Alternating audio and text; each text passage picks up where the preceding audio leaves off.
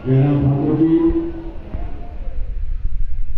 मुख्यमंत्री हिमाचल सरकार, केंद्र में रहे विधायक ठाकुर जी, कन्हैया लाल जी और भारतीय जनता पार्टी के मंडल के अध्यक्ष मनीष कपूर जी, जिला परिषद के अध्यक्ष पाल वर्मा जी, एमसी के अध्यक्ष दिलीप ठाकुर जी और सभी, क्योंकि माननीय मुख्यमंत्री जी काफी लेट हो चुके हैं, सबका संबोधन न करते हुए भारतीय जनता पार्टी के सभी पदाधिकारीगण, मंडी जिला के सभी अधिकारी, डिप्टी कमिश्नर, एसपी साहब और सभी अधिकारी और कर्मचारीगण, पत्रकार बंधुओं, मातृशक्ति जो यहाँ पर आई है, युवा शक्ति और सभी का संबोधन करते हुए मैं आभार व्यक्त करता हूँ माननीय मुख्यमंत्री जी का। तो आज हमारी जनता के बीच में, हमारे परिवार के बीच में वो यहाँ पर आए हैं और एक समय का हिमाचल कहाँ से चला, कहाँ पहुंचा, उसके बारे में बात करेंगे। देश कहाँ पहुंचा और प्रदेश के अंदर किस तरीके से इस प्रदेश को आगे बढ़ाना है, उसकी चर्चा भी माननीय मुख्यमंत्री जी करेंगे। मुझसे पहले विभिन्न वक्ताओं ने यहाँ के विकास की बातें की, यहाँ की मांगे की कि हमारे क्षेत्र में क्या होना चाहिए, परंतु ये भी कहना चाहिए कि पंडित सुखराम मुख्यमंत्री तो नहीं बन पाए, पर पंडित सुखराम की कर्मभूमि में जो सड़कों का जाल बिछा, जो विकास की रूपरेखाएं यहाँ पर खींची गई, जिसका जिक्र मैंने विधानसभा में कहा मुख्यमंत्री के सामने, और मुख्यमंत्री जी को कहा है कि पंडित सुखराम जी का जब जिक्र हुआ विधानसभा के अंदर तो 3 बजे तक हम इस बात को टूटना करते रहे। नेता आते हैं चले जाते हैं, ये मैं कहने जाना, कोई पहचान, कोई काम करते जाते हैं। अब हमें अभिमान है, हम उस धरती में यहां पर रहते हैं जहां पंडित सुखराम जी ने अपना जन्म किया और अपना काम शुरू किया। यहां से देश के अंदर एकदम संचार क्रांति, आज हमारे हाथ में मोबाइल है, ये इतिहास पंडित सुखराम जी बना गए। और इस बात को मैंने देखा जब वो अंतिम दौर में थे और मैं 1996 साल की उम्र में वो कहते थे कुछ तो करके जाऊंगा बेटा, मैंने कुछ करना है।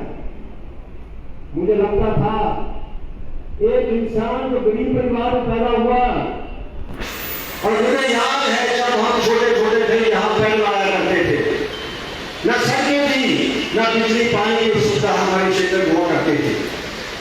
हम इसकी रूपरेखा तैयार करते रहे और धीरे धीरे विकास को रेखाएं खींच ली, जिसका जिक्र पहले कि सब सेंटर होना चाहिए। कोई बैटरी डिस्पेंसरी की बात कर रहे हैं, मैं ये कहना चाहता हूं कोई ऐसा पंचायत नहीं है जहां सब सेंटर ना हो। मात्र 3 बैटरी हॉस्पिटल हुआ करते थे हमारे इस चुनाव केंद्र के अंदर, मंत्री बना और उसके बाद 5 बैटरी हॉस्पिटल जो है देने की कोशिश की। स्कूल अपग्रेड हुए, ये कोशिश होती रही, लगातार कोशिश होती रही कि विकास थमना नहीं चाहिए। आज भी मैं बताना चाहता हूं हमारे क्षेत्र के अंदर कोई ऐसी पंचायत नहीं है जहां मैंने दरिया से पानी उठाकर नहीं पहुंचाया है। यहां पर कन्हैया लाल जी बैठे हैं, कि ठाकुर जी बैठे हैं, पूछिए उनकी पंचायतों में भी दरिया का पानी पहुंचाया है तो मैंने अपने कार्यकाल के अंदर पहुंचाया।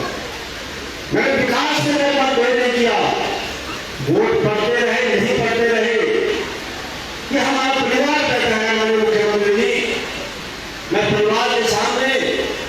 क्योंकि दूरियां पैदा हुई, ठीक कहा कि मैंने भारतीय जनता पार्टी से चुनाव लड़ा, हालात थे, चुनाव लड़ा, आप लोगों ने साथ दिया और सरकार के अंदर मैंने जो मंत्री बना, दूरियां हुई और दूरियों के लिए मैं मानता हूं कि उस दूरियों के अंदर यदि परिवार ने फैसला किया, फैसला किया, परंतु उसके बाद मेरा प्रयास रहा कि इस क्षेत्र के अंदर लगातार काम होते रहे, चाहे प्रोजेक्ट की बात हो। मैं आपसे केवल इस परिवार के सामने कहना चाहता हूं, राजनीति के अंदर रहे ना रहे, राजनीति हमेशा किसी के साथ नहीं चलती।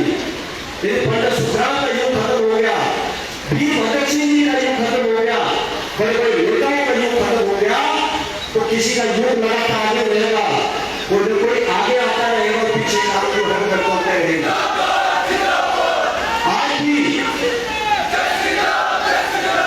जैसे मैं जनता के सामने फैसला किया, ये फैसला आपके ऊपर निर्भर करता है कि आगे हम इस क्षेत्र को कैसे ले जाए, हम इस क्षेत्र को कैसे आगे ले जाए।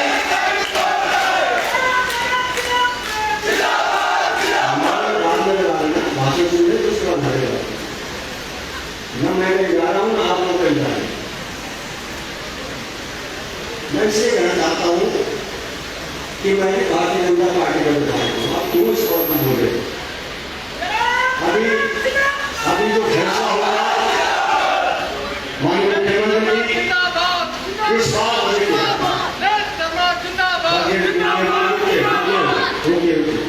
देखिए, हम यहाँ जोर आजमाइश के लिए नहीं आए, ये मंच को जोर आजमाइश कर रही है, ये हिमाचल और सदर के लिए हमारे मार्गदर्शन करने का मंच है।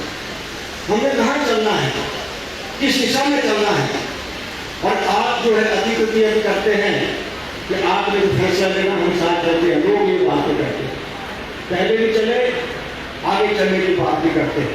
मैं मानता हूँ काम हुए हैं, पर मैं चाहता था कि काम और हो, दोनों में फर्क है, क्योंकि ऐसा नहीं है कि काम नहीं हुए, परंतु जहां मैं देखता हूं माननीय मुख्यमंत्री जी आपने कहा, और मैंने जब अखबार में इस बात को पढ़ा, आपने एक बात को जरूर कहा कि सराय में यदि काम हुआ है तो इन 5 सालों में इतना काम मैंने कर दिया जो पहले कभी नहीं हुआ था। इसका मतलब मानते हैं कि विधायक तो पहले भी थे, परंतु मुख्यमंत्री के हाथ में जो होता है कोई विधायक के हाथ में नहीं होता। ये आपने बताया इस बात को, और ये मैं बात इसलिए कहना चाहता हूँ, मैं जब मैं कैबिनेट के अंदर होता था, मुझे मालूम है जब यहाँ पर तहसील का दर्जे की बात आई, कैबिनेट के अंदर कोई एजेंडा नहीं था, बाद में तहसील दी गई, तो जब मैंने कोटी तहसील की बात की तो मुख्यमंत्री कहा कि 25,000 आबादी है, बल में 1 लाख आबादी है, उनको मैं कैबिनेट में था, मैंने कहा आगे नहीं, मुख्यमंत्री भी भगत सिंह जी कॉलेज मैंने कोई कैबिनेट में नहीं था, मैंने ITI वहां पर गई थी, क्योंकि मैं अगर जाता था कि कैबिनेट जरूरी था, और वही कारण है कि मंत्री होते हुए मैंने जो यहाँ पर काम करवा दिए, यहाँ पर जो अपनी पहचान बनाने की कोशिश की, उसके लिए मेरा प्रयास रहा। माननीय मुख्यमंत्री को कांग्रेस ने कहा कॉलेज का भवन लगभग 18 करोड़ रुपए चाहिए वहां तक, जब तक हम पैसा नहीं देंगे हम इन भवन को बना नहीं सकते। 18 करोड़ रुपए लगेगा तब जाके इस भवन का हम काम आगे शुरू कर सकते हैं। हॉस्पिटल का काम बंद है क्योंकि उसमें अभी 6 करोड़ रुपए लगना है। मैंने हेल्थ सेक्रेटरी से बात की कि काम बंद हो गया है, तो जब तक वो पैसा नहीं आएगा काम बंद होगा। आपने कहा ITI शुरू नहीं हुई, ये 5 साल होने लगे ITI का काम शुरू नहीं हो पाया। मैं PWD से कहना चाहता हूँ, मुख्यमंत्री जी मुझे लोग नाराज होते हैं इनसे, क्योंकि ITI के लिए जो सड़क बनी, आप पूछिए PWD से कैसे सड़क बनानी है। आज वहां पर पैदल नहीं जा सकते, आपने गाड़ियों की सड़क बना दी।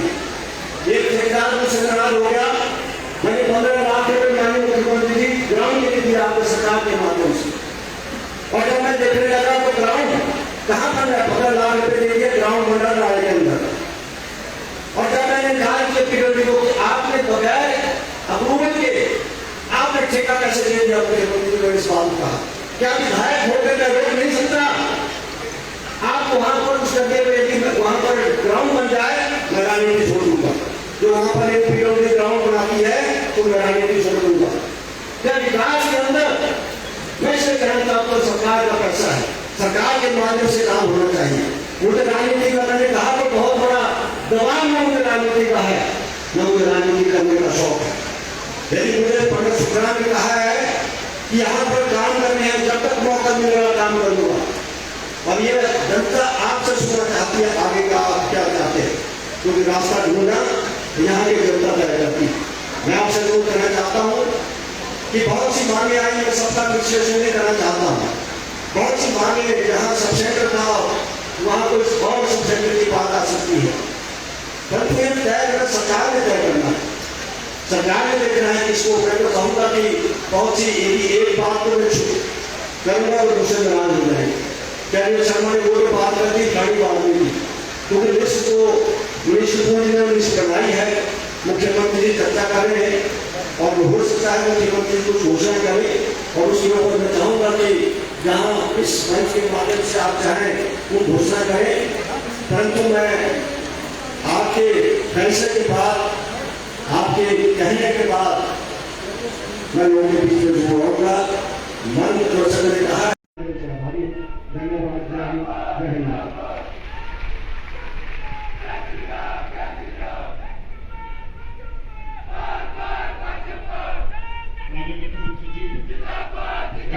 जनसेवा के साथ जन पीड़ा को हरने की जो जिद है आपकी जिद ने हमारा जीवन बना दिया। बिना थके मेहनत करने की आपकी कार्यशैली से प्रदेश को नए विचारों की नवजागृति से विकास की एक नव क्रांति आई है। आइए दोस्तों, क्रांति के इस नए आगाज के लिए अपने हृदय की सारी तालियां माननीय मुख्यमंत्री जी को सौंपकर आभार जताएं। अनुनय माननीय आपसे कृपया हम सबके मार्गदर्शन करें।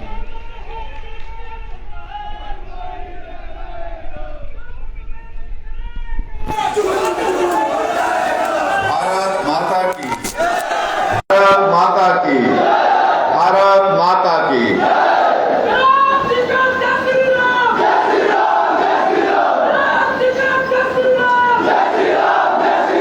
आज इस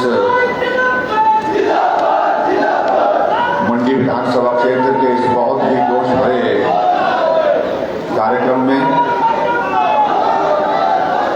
जो हिमाचल प्रदेश के लिए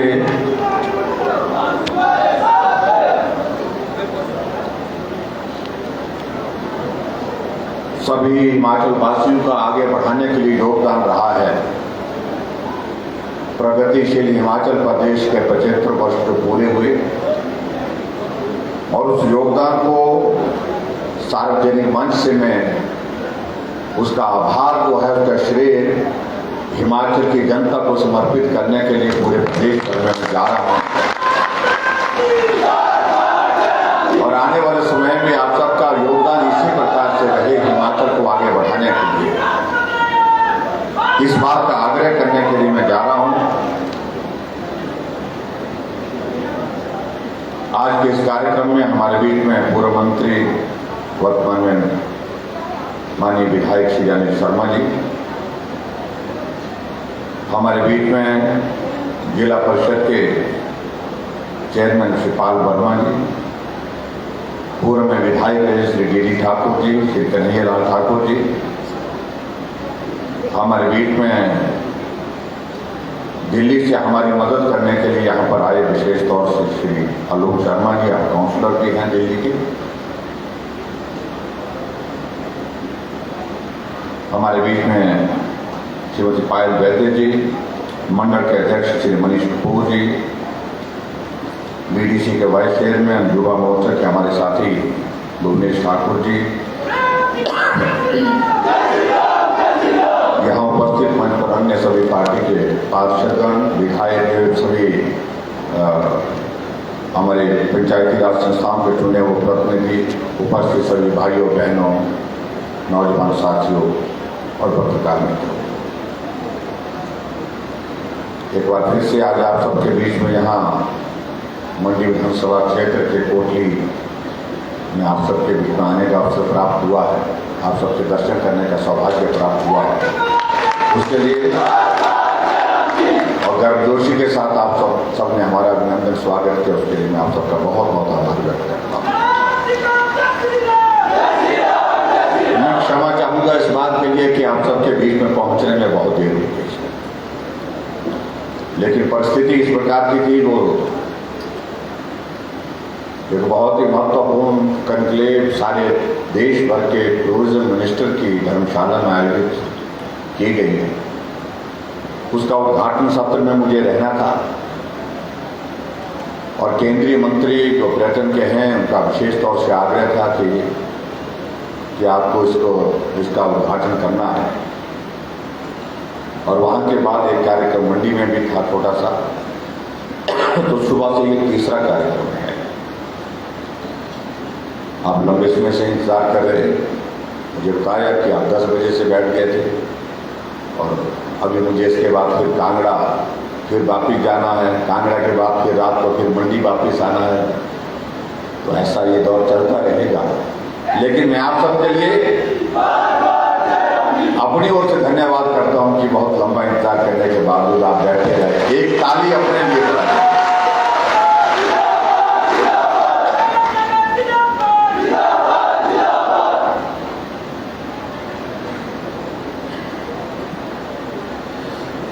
आज यहाँ पर हम एक साथ में इस विधानसभा क्षेत्र के अंतर्गत 9 उद्घाटन और 2 शिलान्यास के कार्यक्रम यहाँ पर स्थान पर भी कर रहे हैं। और इससे पहले हम 2 शिलान्यास और कर चुके हैं, तो मेरा मानना है ये 11 नहीं, कुल मिलाकर के 13। अभी हमने जो SC का ऑफिस यहाँ पर इलेक्ट्रिकल का यहाँ पर मंडी के लिए दिया था, तो उसका भी विधिवत उद्घाटन करके आए हैं। और रीजनल सेंटर जो है पॉल्यूशन कंट्रोल बोर्ड का मंडी में वो भी दिया और उसके लिए भवन के लिए शिलान्यास करके भी आए हैं। तो ये सारे कार्यक्रम आपके विधानसभा क्षेत्र के अंतर्गत हो रहे हैं और कुल मिलाकर के 16.5 करोड़ रुपए के उद्घाटन और शिलान्यास यहाँ पर, और इसके अलावा लगभग 3.5 करोड़ से ज़्यादा का जो है हमारा पॉल्यूशन कंट्रोल बोर्ड का वो भवन बन करके तैयार होगा। कुल मिलाकर के 20 करोड़ से ज़्यादा के उद्घाटन और शिलान्यास आपके विधानसभा क्षेत्र में हो रहे हैं, उसके लिए बहुत बहुत बधाई।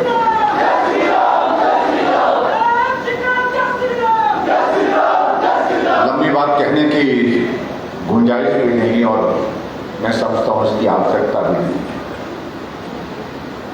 हिमाचल प्रदेश के गठन के 75 वर्ष पूरे हुए और इसलिए आजकल आप लोगों ने देखा होगा कि हम हिमाचल प्रदेश में सभी जगह जा रहे हैं। ये संयोग है कि आप पूरे देश की आज़ादी के 75 वर्ष के अवसर पर हम अमृत महोत्सव मना रहे हैं। आदरणीय प्रधानमंत्री नरेंद्र मोदी जी ने एक नहीं अनेक कार्यक्रमों के आयोजन पूरे देश भर में किए हैं और अभी हाल ही में देखा आपने 15 अगस्त के दिन एक आग्रह विशेष तौर से प्रधानमंत्री जी ने किया कि हमारी आज़ादी के 75 वर्ष पूर्ण हुए, आओ हम एक बार उस पल को स्मरण करते हुए सभी देश के नागरिक अपने अपने घर में तिरंगा झंडा फहराएं। हर घर तिरंगा, घर घर तिरंगा, एक ऐसा उन्होंने आह्वान किया। और मैं आज भी देख रहा हूँ हिमाचल प्रदेश में जहाँ भी जा रहा हूँ, छोटी छोटी चाय की दुकान तिरंगा सामने लगा हुआ है, ढाबा है तो तिरंगा सामने लगा है। एक चाय वाले का छोटा सा वर्कशॉप है, वर्कशॉप पे भी तिरंगा झंडा लगा है। और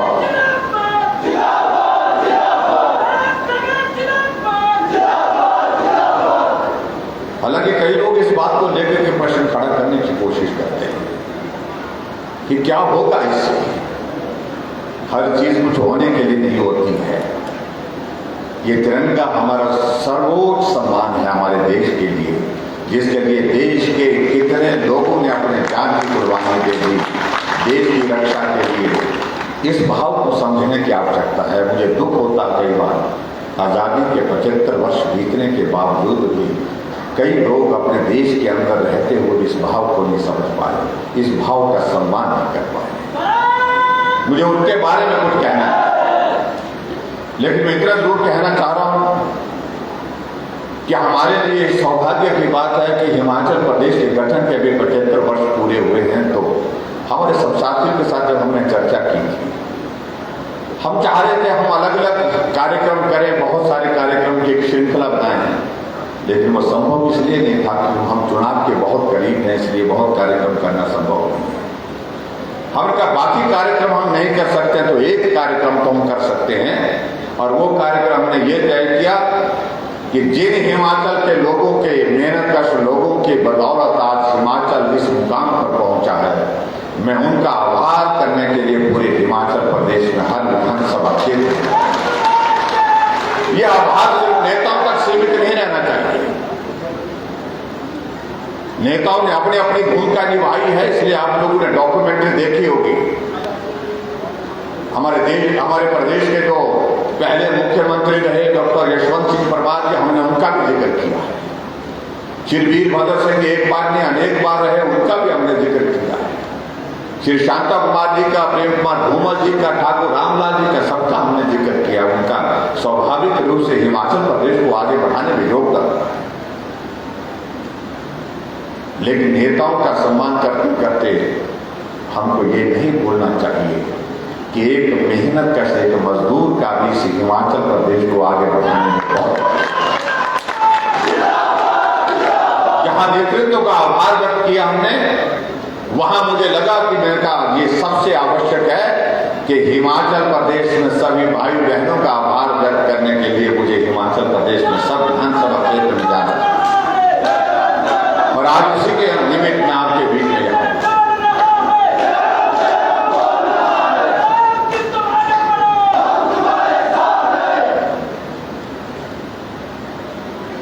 और कई लोग इस तरह से प्रश्न खड़ा करने की कोशिश कर रहे हैं कि मुख्यमंत्री जी क्यों जा रहे हैं। हमने कहा ये काम तो आप भी कर सकते थे,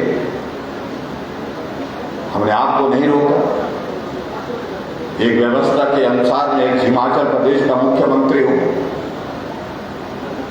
अगर आप लोगों ने हिमाचल प्रदेश की जनता का आभार करना उचित नहीं समझा, आपको इसकी आवश्यकता महसूस नहीं हुई, यह आपका होगा विषय सोचने का, लेकिन हमारा विषय सोचने का यह है कि मुझे हिमाचल प्रदेश के लोगों का आभार व्यक्त करने के लिए पूरे हिमाचल प्रदेश में जाए।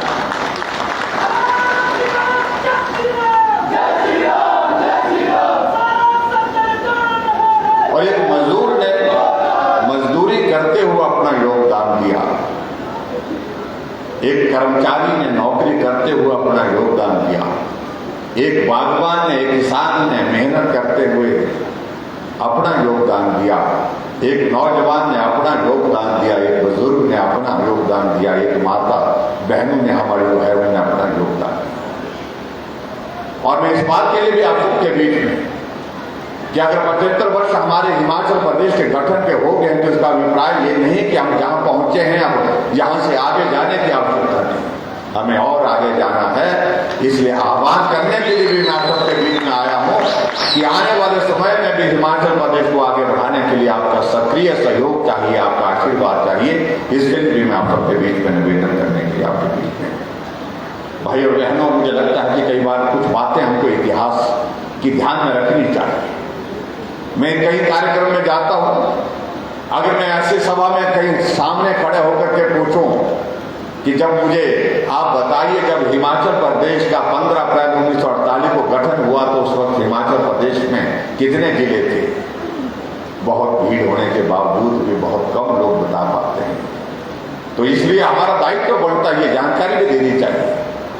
जब हिमाचल बना था उस वक्त 4 जिले थे, एक सिरमौर का जिला था, एक महासू का जिला था और एक हमारा चंबा का जिला था और एक मंडी का जिला था। ये पुराना हिमाचल था जहां से हिमाचल की शुरुआत हुई थी। आज हिमाचल प्रदेश में 12 जिले, और जब हिमाचल बना तो उस वक्त 11 लाख आबादी हिमाचल प्रदेश की, आज आबादी हमारे प्रदेश की 70 लाख से पार हो गई। जब हिमाचल बना तो उस वक्त साक्षरता दर 4.8% था और आज हमारा साक्षरता दर 90% से ऊपर। हम केरल से पीछे नहीं, केरल से आगे।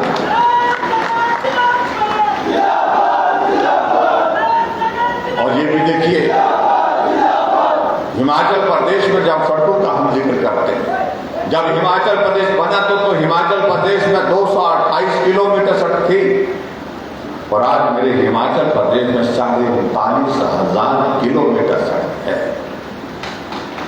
और जब सड़कों का मैं जिक्र करता हूं तो स्वाभाविक रूप से मैं कहता हूं कि अगर सही मायने में हिमाचल के गांव में रहने वाले लोगों की पीठ का बोझ उतारने में सबसे ज्यादा किसी नेता का योगदान है, नेतृत्व का योगदान है, वो हमारे देश के पूर्व में प्रधानमंत्री रहे अटल बिहारी वाजपेयी जी का योगदान। वो किस लिए, कई बार कई बोलते हैं किस लिए रहा, उनका क्या योगदान। अटल जी जब प्रधानमंत्री थे उस वक्त उन्होंने प्रधानमंत्री ग्राम सड़क योजना की शुरुआत की थी। आज अगर हिमाचल प्रदेश में 39,500 किलोमीटर सड़क सारी कुल मिलाकर के बनी है, उसमें 20,000 किलोमीटर सड़क जो है प्रधानमंत्री ग्राम सड़क योजना के माध्यम से बनी। तो अटल जी ने उस वक्त 60,000 करोड़ रुपए की लागत से शुरुआत की। उस वक्त अटल जी ने इस बात का जिक्र किया था। मुझे प्रसन्नता होती है कि शहर बस गए, बड़े सुविधाओं के साथ आज शहर आगे बढ़ रहे हैं। लेकिन जब मैं गांव में जाता हूं तो मैं देखता हूं मेरे गांव के लोगों की पीठ का बोझ अभी भी उतरा नहीं। गांव का आदमी अगर पहाड़ उतर रहा है तो पीठ में बोझ लेकर के उतर रहा है। गांव का आदमी अगर पहाड़ चढ़ रहा है तो पीठ में बोझ डाल करके जो है वो चढ़ाई चढ़ रहा है। ये गांव का बोझ, गांव के लोगों का पीठ का बोझ उतारना चाहिए, ये भाव था उनका। और इसलिए उन्होंने कहा कि प्रदेश के पास संसाधन नहीं होते, प्रदेश के पास इतना पैसा नहीं होता जितना सड़कों के लिए वहां पर चाहिए। इसलिए मैं केंद्र सरकार की ओर से ये योजना शुरू कर रहा हूं, प्रधानमंत्री ग्राम सड़क योजना, और 60,000 करोड़ रुपए की लागत से उसकी शुरुआत की। आज गांव में सड़कें पहुंच गई। भाइयों बहनों, बहुत बातों का हम जिक्र करें तो बहुत वक्त लगेगा। आप सबके आशीर्वाद से हिमाचल प्रदेश में मुझे पिछले 5 वर्ष से सेवा करने का अवसर प्राप्त हुआ। ये सौभाग्य है। घूमता यहां पहुंचने में वक्त बहुत लग गया, लेकिन आखिरकार बारी आई। और बारी आई तो अब मुझे लगता है कि आप सबके बीच में पिछली बार की परिस्थिति तो अलग तरह की परिस्थिति थी।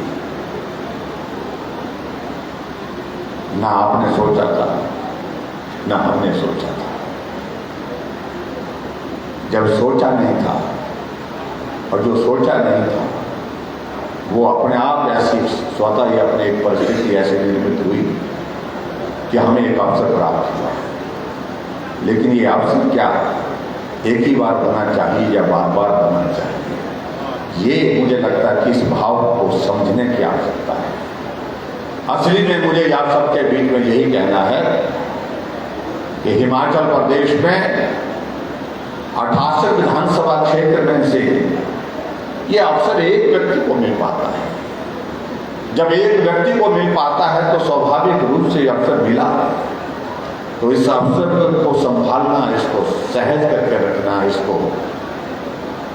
इसका सम्मान रखना, ये हम सब का दायित्व है। ये मैं आप सबके बीच में लोग हमारे बीच में इस प्रकार की बात कहने की कोशिश करते हैं। जब हम जिक्र करते हैं हिमाचल के हर क्षेत्र के विकास का जिक्र करते हैं, जब हम जिक्र करते हैं मंडी का जिक्र करते हैं, तो कई बार कुछ लोगों का व्यवहार में ऐसा आता है कि जैसे कि मंडी हिमाचल का हिस्सा ही नहीं। कम से कम मुझे लगता है कि इस तरह की सोच जो है वो अच्छी नहीं है। पूरा हिमाचल अपना है। पूरे हिमाचल प्रदेश में हमने सर्वांगीण विकास किया है, सर्वत्र विकास किया। मैं ये कांग्रेस के मित्रों को कहना चाहता हूँ। और आज मैं हिमाचल प्रदेश में किसी भी विधानसभा क्षेत्र में जाता हूं, हर विधानसभा क्षेत्र में सैकड़ों करोड़ रुपए के उद्घाटन और शिलान्यास के काम इसलिए हो पा रहे हैं क्योंकि वहां हमने कभी इस बात को नहीं देखा कि विधायक किस दल से है, किस पार्टी से है। हमने एक ही बात को देखा, इस क्षेत्र की आवश्यकता ये है इसलिए यहां पर ये काम होना चाहिए। हमने इस बात को देखा कि इस क्षेत्र की जरूरत यह है, विकास की दृष्टि से इस तरह से यहाँ पर काम करना चाहिए और उस तरह से जनभावना का सम्मान करते हुए हमने इस काम को करने की कोशिश की। और इस तरह से मैं यहाँ भी कह सकता हूँ, ये मंडी विधानसभा क्षेत्र में भी हमने प्रयत्न किया है, हर तरह से प्रयत्न किया है कि हम यहाँ सब मिलकर के काम करें। और मुझे इस बात की खुशी है कि मंडी आगे बढ़ा है और मंडी आगे बढ़ने में आप सबका जो योगदान रहा उसके लिए मैं आप सबका आभार भी व्यक्त करता हूँ।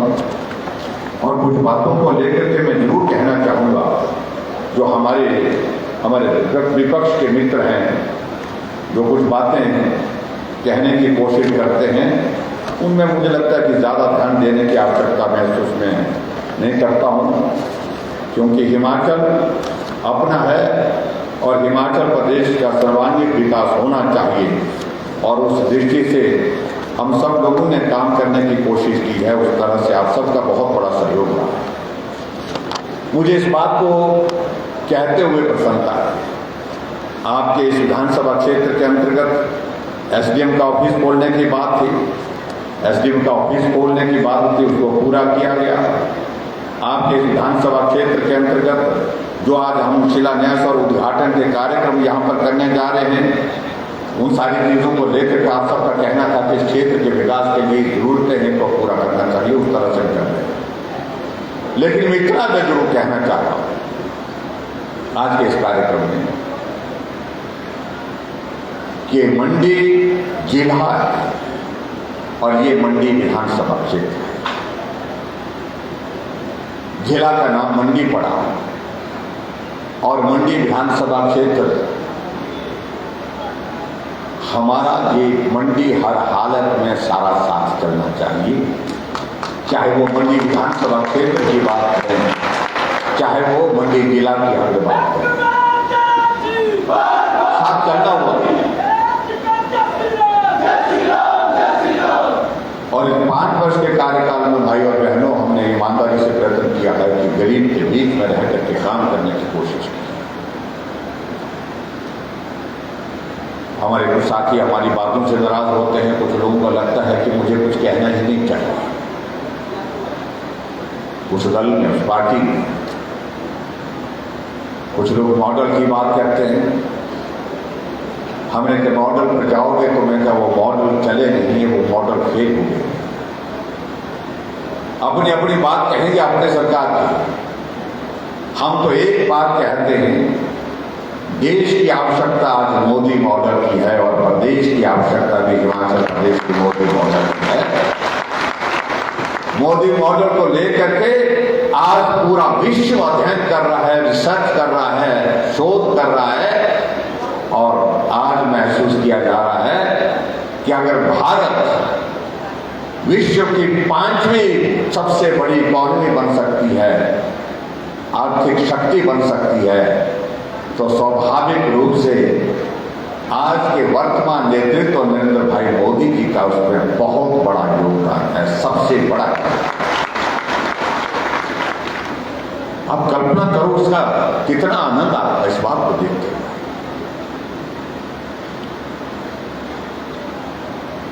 हम 1 नंबर ऊपर आ जाते हैं इकॉनमी में, प्रधानमंत्री जी ने कहा, उसका आनंद स्वाभाविक रूप से होता है। लेकिन ये हम इंग्लैंड से जो ब्रिटिश शासन यहाँ 200 वर्षों तक रहा भारत में और भारत जिनका गुलाम रहा, हम उनसे ऊपर हो गए। ये बहुत बड़ा महत्व का विषय है, आनंद का विषय तो ये है कि जिन्होंने 200 वर्ष तक हमको गुलाम रखा, हम उनसे ऊपर हो गए। ये अवसर हमारे जीवन में ऐसा देखने को मिला जिसको देख करके आनंद की अनुभूति होती है। इसकी देश की आज़ादी के लिए कितने लोगों ने अपने जीवन की कुर्बानी दी, इस बात की कल्पना आप कर सकते हैं। और जहां तक भाई और बहनों, जहां तक हिमाचल प्रदेश की अगर बात आती है, कुछ लोगों को लगता है कि ये प्रदेश में शासन करने की, सत्ता को चलाने का हुनर सिर्फ जो है वो बड़े लोगों के। हमने एक दिन कहीं बात कह दी और वो बात कह दी कि भाई अब पूरे देश भर में रिवाज बदल रहा है तो हिमाचल प्रदेश में भी रिवाज बदलना चाहिए। हमारी बात को बहुत सारे लोग बुरा मान गए, बहुत सारे बुरा मान गए कि रिवाज बदलने की बात क्यों कह रहे, रिवाज तो अच्छे होते हैं। हमने कहा रिवाज कुछ अच्छे होते हैं, उनको तो और मजबूत करना चाहिए, लेकिन कुछ रिवाज प्रदेश के लिए, समाज के लिए, देश के लिए अच्छे नहीं होते तो उनको जो है बदलना भी चाहिए। और भाई और बहनों, एक बात जरूर कहना चाहता हूं, हम रिवाज बदलने की बात आज नहीं कह रहे। हमने हिमाचल प्रदेश में जिस दिन सत्ता संभाली थी, हमने रिवाज बदलने की शुरुआत उस दिन से। रिवाज तो ये बन गया था हिमाचल प्रदेश में कि सरकार बदलती थी, पुरानी सरकार के बहुत सारे प्रोजेक्ट रद्द कर दिए जाते थे, बहुत सारी योजना को रद्द कर दिया जाता था, पुरानी सरकार के नेताओं के खिलाफ मामले दर्ज कर दिए जाते थे, अधिकारियों के खिलाफ जांच के आदेश शुरू हो जाते थे। हमने कहा देवभूमि हिमाचल प्रदेश में इस परंपरा को रोकने की आवश्यकता है, रिवाज को रोकने की आवश्यकता है। ये बदले की भावना से हर वक्त हम काम करते रहे, इससे कोई मैंने देखा, मैं 25 साल से हिमाचल प्रदेश की विधानसभा के अंदर हूं, मैंने किसी का भला होते देखा नहीं, इसमें नुकसान होते जरूर देखा है। हम तो उसको बदलना चाहिए। हमारे भी कुछ साथी कहने लगे कि नहीं बदलना चाहिए, हमको कुछ करना चाहिए, कुछ के खिलाफ करना चाहिए, कुछ के खिलाफ। हमने कहा नहीं करेंगे।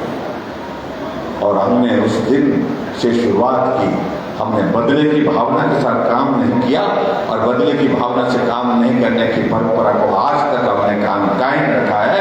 हिमाचल आगे बढ़ा है। हिमाचल प्रदेश में आज कहीं अखबारों की खबर नहीं होती है कि आज इसके खिलाफ मामला इस कोर्ट में चल रहा है, आज इस मामला उस कोर्ट में चल रहा है। आज किसी नेता के खिलाफ किसी तरह की खबर नहीं होती। तो रिवाज बदलने की शुरुआत हम आज नहीं कर रहे, हम पहले दिन से कर रहे हैं। और मैं इस बात को लेकर के कई बार मजाक में ये भी कहता हूँ, रिवाज बदलने की बात तो यहां तक हो गई थी कि सरकार बदलती थी तो टोपियों के रंग बदल जाते, टोपियां बदल जाती थी। ये हरी टोपी वाली सरकार आती, ये लाल टोपी वाली, इसको समझना बहुत आसान हो गया था। एक सड़क पर चलने वाला, बहुत कम जानकारी रखने वाला, उस आदमी को भी जानकारी हो, उसको पूछे हरी टोपी किसकी है, उसको पता है, वो बोले फट बोले उसकी है। ये लाल टोपी किसकी है, ये उस पार्टी की है। अरे ये टोपी हम सबकी है, हमारी पहचान है, हमारी शान है, ये हिमाचल की है, इसको हम सिर पर पहनते हैं। इसलिए हमने कहा ये टोपी हिमाचल की है, ये किसी पार्टी की नहीं है, किसी दल की नहीं है, किसी सरकार की नहीं है। इस तरह से इस कल्चर को भी समाप्त करना चाहिए। हमने कहा रिवाज बदलना चाहिए, हमने शुरुआत। और इसी तरह से जब हमने रिवाज बदलने की बात हम जोर से कही कि पूरे देश में रिवाज बदल रहा है, तो बहुत परेशान हुए कुछ लोग हमारे। कुछ लोग कहने लगे कि रिवाज बदलने की बात मत कहिए, ये रिवाज नहीं बदलेगा, और रिवाज बड़े बड़े लोग नहीं बदल पाए, और रिवाज तो राजा साहब नहीं बदल पाए, और राजा साहब नहीं बदल पाए तो जयराम तो किस खेत की बोली है, हमको बोली के साथ बोल दिया है। मुझे कई बार अच्छा भी लगा कि मुझे मेरी औकात बता दी गई है। मुझे गलतफहमी पहले भी नहीं थी, आज भी नहीं है, ना आगे आने वाले समय में होने वाली है। हम संघर्ष से पहुंचे हैं, गरीबी को हमने सिर्फ देखा नहीं, गरीबी के दौर में से गुजर करके देखा। इसलिए वो बड़े होंगे, बहुत बड़े होंगे, मैं उनके प्रति कुछ कहना नहीं चाह रहा हूं, लेकिन भाई और बहनों, सोच को बदलने की आवश्यकता है। ये सोच इस प्रदेश के लिए, इस देश के लिए अच्छी नहीं है, ये समाज के लिए अच्छी नहीं है कि बड़े लोग ही बड़े काम कर सकते हैं तो छोटे लोग कुछ नहीं करते। उनका भाव इस प्रकार से जब आता है तो ये दुर्भाग्यपूर्ण है। मैं ये कहना चाह रहा हूं कि कुछ लोग नहीं, एक बात नहीं, अनेक बार ऐसा भी हुआ है, जो काम बड़े नहीं कर पाए हैं वो छोटे लोग करके दिखाते हैं। ये उनको बताना चाहता हूं।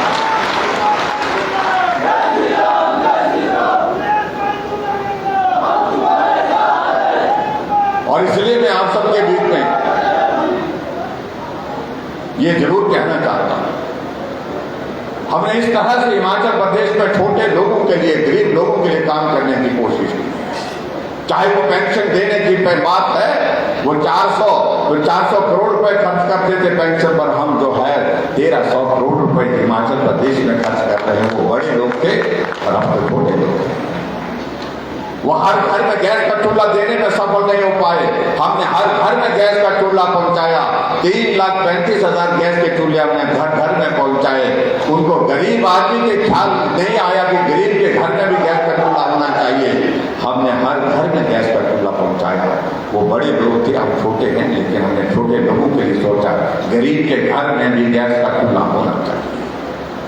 हमने आगे बढ़कर के हमने गरीब लोगों के इलाज के लिए इस बात के लिए सोचा कि उनके लिए भी मदद होनी चाहिए। हमने हिमकेयर की शुरुआत की। गरीब आदमी का जीना कितना मुश्किल हो जाता है जब वो कोई बीमारी का शिकार हो जाता है। बड़े लोगों की सोच वो नहीं बन पाई, लेकिन हमने छोटे आदमी होकर के छोटे लोगों के लिए सोचा कि उनकी जिंदगी भी हमारे के बराबर, बड़े लोगों के बराबर है। जिंदगी चाहे बड़े लोगों की है चाहे छोटे लोगों की है, जिंदगी सबकी कीमती है, सबकी जितनी जरूरी है वो सबकी है, चाहे वो छोटा है बड़ा है। इसलिए छोटे के इलाज के लिए हिमकेयर हमने शुरुआत की। 300 से ज्यादा लोगों का 320-25 हजार 3 लाख से 3,20,000 लोगों का इलाज हम उसमें स्वस्थ होकर के उनको घर भेजने में सफल हुए। आज यहाँ पर माताएं बहनें बड़ी संख्या में बैठी है। हम इस बात को देखते हैं माता बहनें काम करने के लिए घर से बाहर निकलती है। आबादी का आधा हिस्सा हमारी महिला शक्ति का है। ऐसे में हमने तय किया कि आने जाने का किराया माता बहनों के लिए आधा कर दिया जाएगा। हमने निर्णय किया और उसका इस बात को बड़े लोग नहीं सोचे, लेकिन जब हमने इस बात की घोषणा की तो कहा कि महिलाओं को मुंहखोर बना दिया। ये शब्द उचित नहीं है। मैं कहना चाह रहा हूं मित्रों को, माताओं बहनों का सम्मान करना सीखिए। शब्दों का चयन किस प्रकार से करना है, इस बात को थोड़ा सोच समझ करके करें। मुंहखोर शब्द जो है ये मैं समझता हूं मातृशक्ति के सम्मान के विपरीत है, उनका अपमान करने की बात है इसमें। इसलिए हमने कहा कि हमने मुंहखोर नहीं बनाया, हमने सिर्फ राहत दी है, हमने मदद की है। आधा किराया ले रहे हैं, आधा नहीं ले रहे हैं, इस भाव को समझने की जरूरत है। और उसके बाद आगे बढ़कर के हमने ये भी तय किया कि हिमाचल प्रदेश में हम बिजली पैदा करते हैं तो बिजली पैदा करते हैं, हम दूसरे प्रदेशों को बिजली भेजते हैं। हमारे गरीब लोग, मध्यम वर्ग के लोग, उनके लिए कुछ राहत देनी चाहिए। तो इसलिए हमने 125 यूनिट बिजली भी जो है 0 बिल के साथ जुलाई के महीने से। लेकिन जब हमने शुरू किया तो हमको कहते कि मुंहखोर बना रहे हो, अपने भाषण दे रहे, गारंटी दे रहे हैं।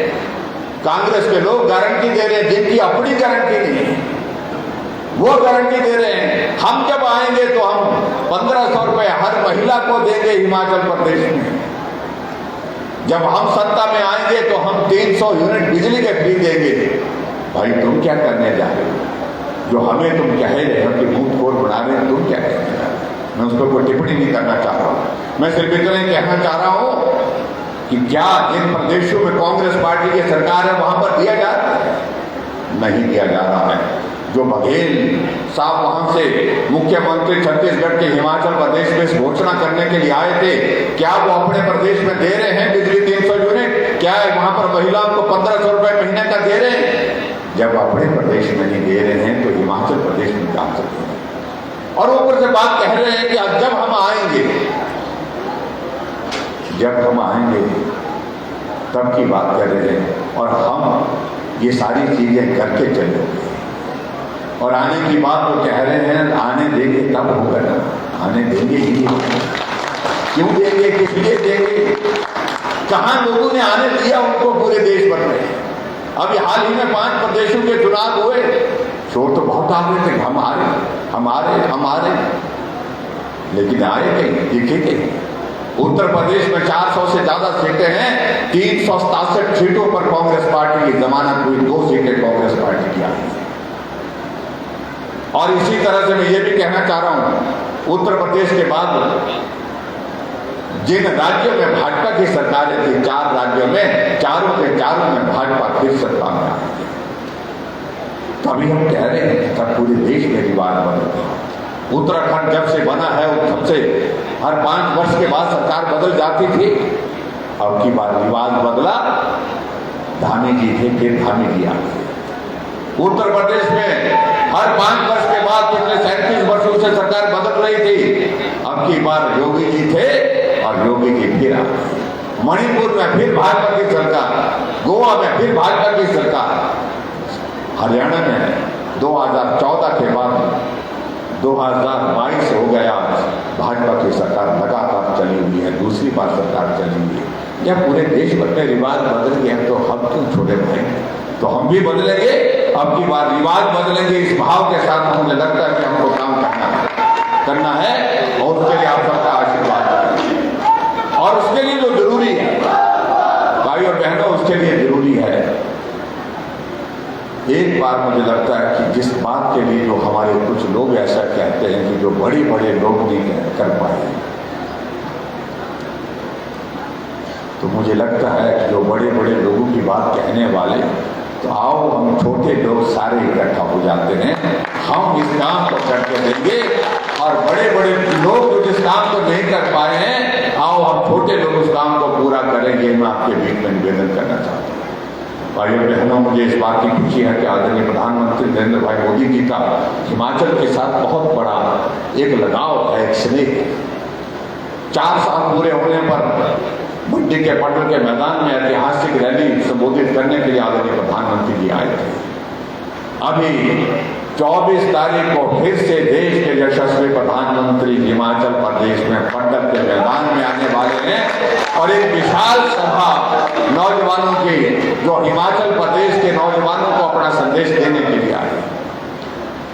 युवा मोर्चा के सब साथियों से मेरा निवेदन है, और जिनकी उम्र सबकी जो अपने आप को युवा मानते हैं, युवा तो हम भी मानते हैं, लेकिन इसमें तय किया है कि भाई कि 40 साल से नीचे के सारे साथी इसमें पहुंचे, तो मैं आप सबसे निवेदन करना चाहूंगा, यहाँ से मंडी से, यहाँ से इस विधानसभा क्षेत्र से कम से कम 8-10 हज़ार नौजवान उस पटल के मैदान में प्रधानमंत्री जी का अभिनंदन और स्वागत करने के लिए आने चाहिए।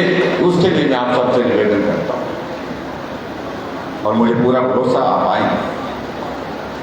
और जहाँ तक बात रहती है यहाँ हमारी पार्टी की, हिमाचल प्रदेश में हमारी पार्टी की सरकार बनेगी, निश्चित रूप से बनेगी, कोई ताकत रोक नहीं सकती। मैं इस बात को दावे के साथ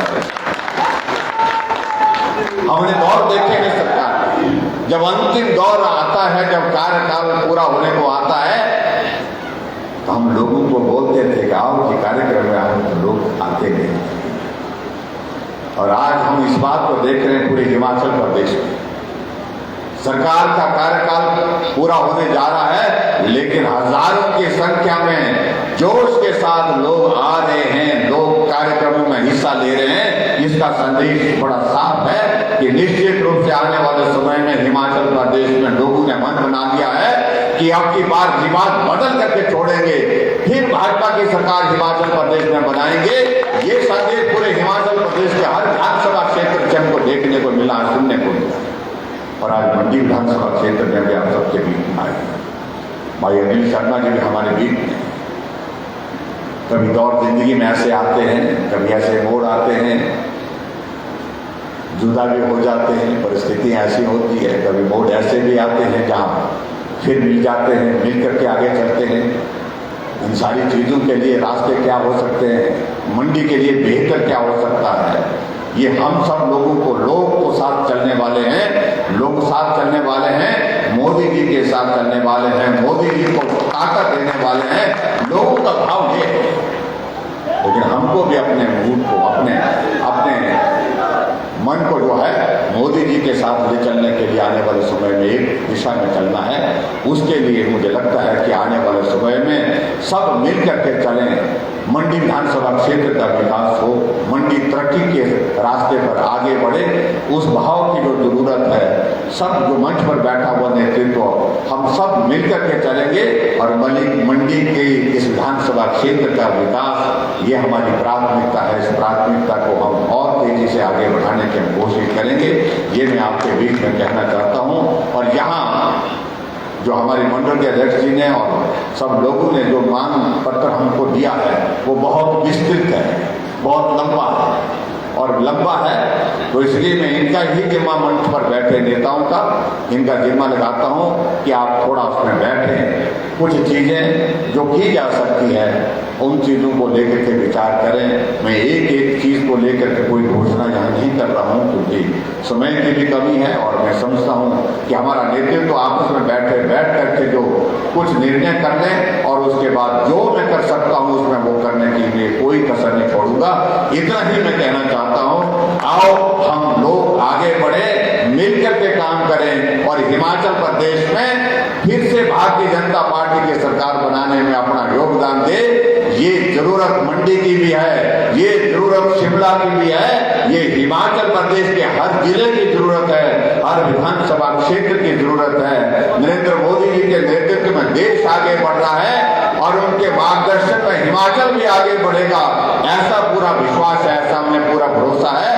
ऐसा नेतृत्व जो पूरे देश को पूरी ताकत के साथ आगे बढ़ाने में, विश्व के मानचित्र पर अलग पहचान के साथ खड़ा करने में सफल हुए हैं, तो निश्चित रूप से ऐसे नेतृत्व को हमें ताकत देनी है, मजबूती देनी है। और मंडी में जो मंच पर बैठा नेतृत्व, हम सब बैठेंगे, मिल करके तय करेंगे, मिल करके आगे बढ़ेंगे।